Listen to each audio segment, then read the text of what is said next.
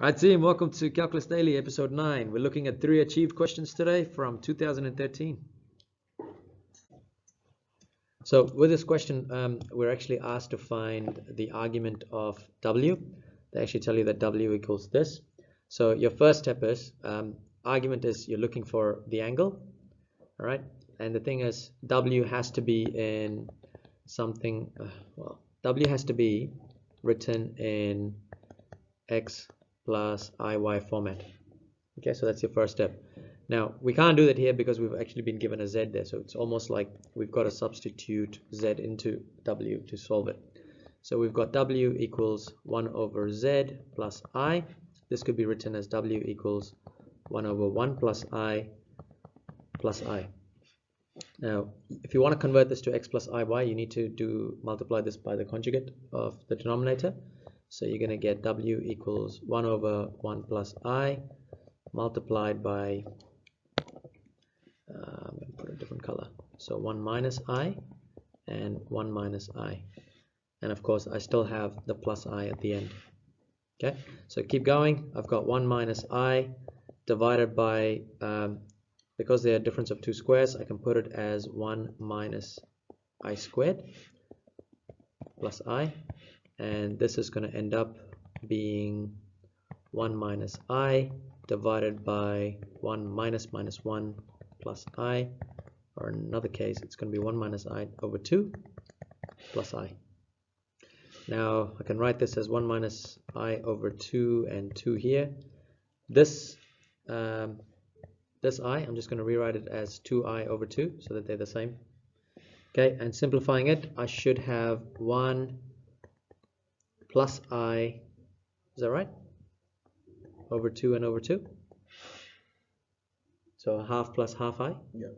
Okay, now I don't need to actually use the calculator or draw this or anything like that, because and that's what I mean by, as you guys start doing more and more, you'll start recognizing patterns. And one of the patterns is if X coordinate is the same as the Y coordinate, you're looking at an isosceles triangle. Like for example, if I was to draw this, there's my half and there's my other half, and this complex number is going to look like this.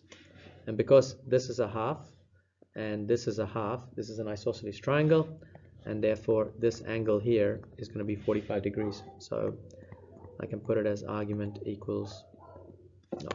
of W equals 45 degrees. Is that right? Okay, so looking at differentiation, the first thing you really want to do is you want to get rid of the cubic root. So I'm going to write it as to the power of 1/3.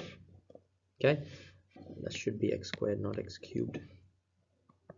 Okay, so if I was to differentiate this, I'm going to get 1/3 pi minus x squared, and then 1/3 minus 1 multiplied by the differentiation of this.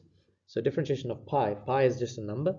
Okay, so when you differentiate pi, a number, you're actually going to get 0. And a lot of people actually put 1 minus 2x in this case, so just be careful. When you differentiate minus x squared, you get minus 2x, and so your answer is that.